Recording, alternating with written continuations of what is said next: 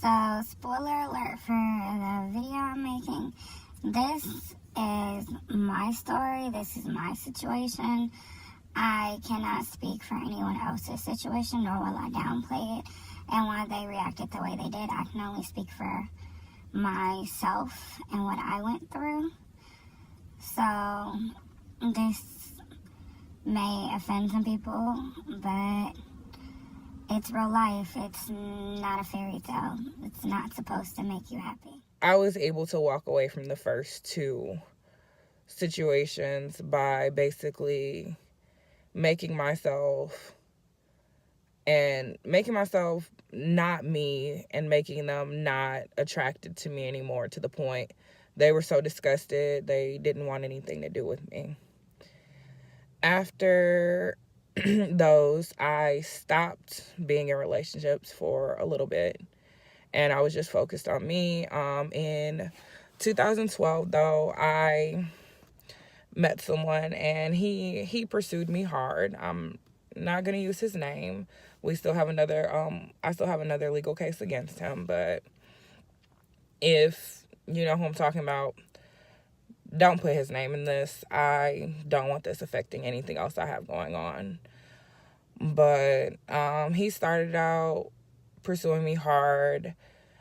He would text me all the time, always just be like the perfect gentleman for about the first, I want to say a year and a half. Yeah, a year and a half. It wasn't 2 years mark that he changed. It was before.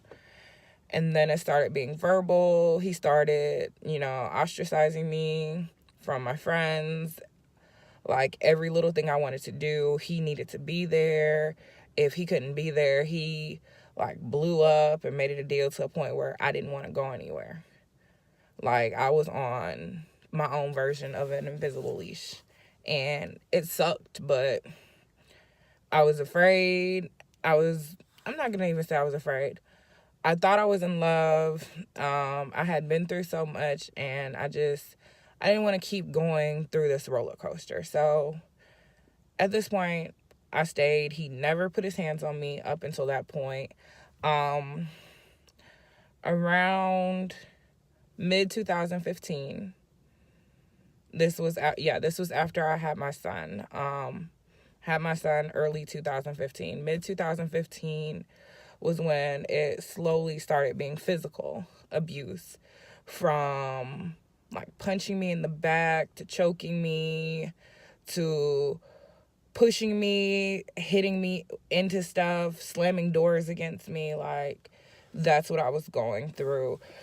And I became really, really good at using makeup because I just had to cover marks. I was so ashamed and afraid to tell anyone, because when they saw us, it's oh, y'all look so happy, da-da-da. Little did they know, on the inside, I literally was, crying. But it was all for show. He was good to my son. Never, ever transferred any of that to my son. That was my son's best friend at one point, besides, my parents, because he loves my mom and dad. In 2016, it got a whole lot worse. Me and him were arguing because I was trying to have a voice and trying to slowly take my power back and see if this could fix things. He went to anger management when I said, I'm leaving, because I couldn't do it. I didn't want my son growing up thinking this was okay. So he went to anger management. It'd be a few weeks. He would change, and it was back to the same thing. And it was always an excuse for why this happened or why that happened. And I'm just okay, we'll work through it. Okay, we'll work through it. It really was more so me trying to fix the fucked up situation instead of letting go. In late 2016, though, he went into a blind rage. Honestly, it had nothing to do with me. We were holding a conversation, and I'm sorry if y'all see me keep looking off. I'm like easily distracted, and I'm in my car, and there's like a busy street in front of me, so like I keep looking at stuff. But I don't even, like, that night he had came home, we were talking, and then it got to the point where he started to get louder and more aggressive in his voice. And I was like, whatever, I'm not about to talk about this anymore. That night, my son was not there. My son was actually with my mom. And he started punching me and stuff. And I tried to defend myself, which I will say I was proud of myself for that second, because I did try to fight back, but it had worse consequences. He ended up beating me pretty much to a pulp. I got beat with things from a plastic chair till it broke, to a Swiffer, to a playpen. I was punched, like literally my face went through the wall. And there was a big hole, and I had to pay for it to get covered because we were in an apartment, and I really didn't want any of those problems later. My friend that night, she ended up taking me to the emergency room because I was in so much pain. It was just too much. When she got there, she was pissed. I told her not to react because he didn't even seem like himself. Like, in his eyes, it was like he wasn't even there anymore. It was just nothing but just hatred. So she took me to the hospital because I was so messed up. And I will post some of the pictures so you can see how bad some of it was. I'm not posting all of them because some of them are a little too gory. But that night, I had, 18 external. And when I went for x-rays a few days later, because I was still in pain, I had internal bruising as well, and I had 11 internal bruises. At the time, I also was pregnant and didn't know it. I had a miscarriage due to the fetus being in duress. They said I wasn't far along. I'm not giving the exact weeks. I'm just not, like, it's still hard for me. When I did come home, I was terrified. I kept locking myself in our bedroom, and he gave me time. He claimed he didn't remember it. That night at the hospital, because I totally spaced out. The night at the hospital, they did call the police because it's part of medical policy. I was so afraid I made up a whole lie to the police in that instant, and I wouldn't let my friend tell them the truth. Like, I made her promise to stay quiet just because I didn't know how this would affect anything in my life. Like, I have a small child who's also in there. I didn't want them to try to involve, different units of the government in all of this, and it affect my son and taint him. So I dealt with it. Even after that, he didn't put his hands on me for a while. He just apologized all the time. He bought me things, was always trying to take me to dinner, always basically trying to keep me quiet because of the fact of what happened. And it was just too much. At the beginning of 2017 was honestly one of the moments where I said enough was enough, and I found a way to, I'm not going to say break my invisible chain, but I added more rope between it because we were still connected because of my son. I told him I couldn't do this anymore. He needed to work on a lot for us to be together. Yeah, I was scared of what was going to happen after that because, like, our place was in his name, even though, like, I was on the lease. I wasn't there. The paperwork was signed, so I was only an occupant. And I didn't know how this would affect my son, so I lived a little bit of a lie. Like, I'm not saying we're done forever. I'm just saying, like, let's work on some things. Let's live apart for a little bit while you work on these things because I'm afraid. And he moved out in February of 2017 and left the place for me and my son because he had family nearby his job where he could stay with and still get to work on time. The end of 2017, because in 2017, I decided I was going to slowly move on with my life, just,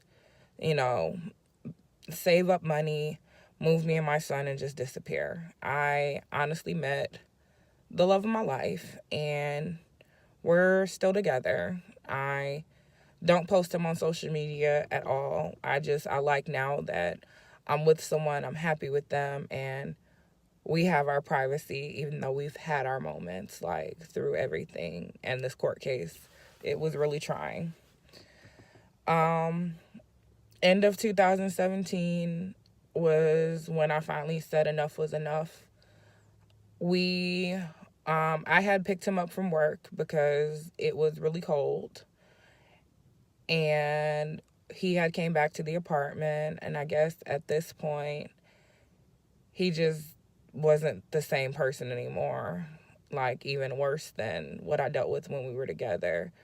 We were in the living room. He said something. I was like, I'm not listening to this anymore. I'm just going to go to sleep. I'm done. I don't want to hold any more conversations. This is why we aren't together, because you don't know how to control things. And I went in my room. I locked the door. My son was actually in my bed, and he thought my son was in his room, but he wasn't. He punched my door off the hinges, literally, like, punched holes until he could get the door off, kicked the rest of it off the frame. My frame on my door, it was completely off, and it was split. It didn't even look like it had ever been together. And then he helped me up against the wall, choking me, saying, "Do you know I'll fucking kill you?" In front of my kid. At that moment, that was the first time I physically called the police on him. And I was proud of myself, but I was scared because this could go any which way. Because I had other things going on at the same time, dealing with my son, and I didn't want to get in a situation at any point in time where they could be like, okay, well, we're going to take your son from you. So he's not in this type of environment. Like, my son is my life. I called the police. They came. They were of no help. Thank you, Atlanta Police Department, for being of no help. So after that, because this was New Year's Eve, after that in January, it got a little worse. And then he found out about my new relationship. So he went about different ways to get me and my son removed from our home. And it just got to a point that I had to go ahead and get a restraining order. And in court, I showed them the pictures and everything, and I had to tell friends about it. And this is the part that kills me. When I tell friends about it and everything, hearing, "How could you be so stupid?" I wasn't stupid. In that moment, I won't say I was all the way of sound mind, but don't call me stupid, because a stupid person doesn't learn survival skills. In those type of situations, you have to learn how to survive if you don't feel like you can escape. And I will say I did learn how to survive. I learned what I will never put up with again. And I'm now somewhere happy where, like, I feel more complete. Not gonna say I'm totally healed. I'm still dealing with a lot of it. And it'll probably be a while before I feel 100. But don't ask someone that's just wrong. The why didn't you tell us question, it's annoying. Like, obviously, I didn't tell you because in that moment, I didn't know, one, either how to tell you, or two, what you were going to do if and when I told you. So I'm sorry that I didn't broadcast to you, oh, someone's been beating me up for a while. Someone's been verbally manipulating me for a while. Like, that's just not conversations you have. And then after that, people feeling like they couldn't have certain conversations around me. They couldn't talk about certain things, or they had to apologize. Like, before you knew, you held these conversations. I understand you feel now that you know someone who's personally been through something, but at no point in time did I ask for your pity. Did I ask for you to treat me like a baby? I don't want that. I still want to be treated like me. I just want you to know what happened and why I'm going through all this while the legal battles are going on. Not to feel like that. I've been told, don't you know he could have killed you? And I just look like, don't you think I know that? Why do you think I stayed? Because I was scared if I left, or if I didn't find a way to do this where he would be happy with the results, I felt like I was not going to live to raise my kid. And that was my biggest concern, was keeping my child safe. Keeping my child from knowing any of this. That's why I went through it so long. But when the violence happened in front of my kid, I could no longer deal with it. Like, my arm is shaking right now just thinking about it. And I'm trying not to cry, but it just sucks. Like, it's so many people who suffer in silence because of this, because they don't want to deal with what everyone else is going to say, what everyone else is going to think. And it's just really messed up.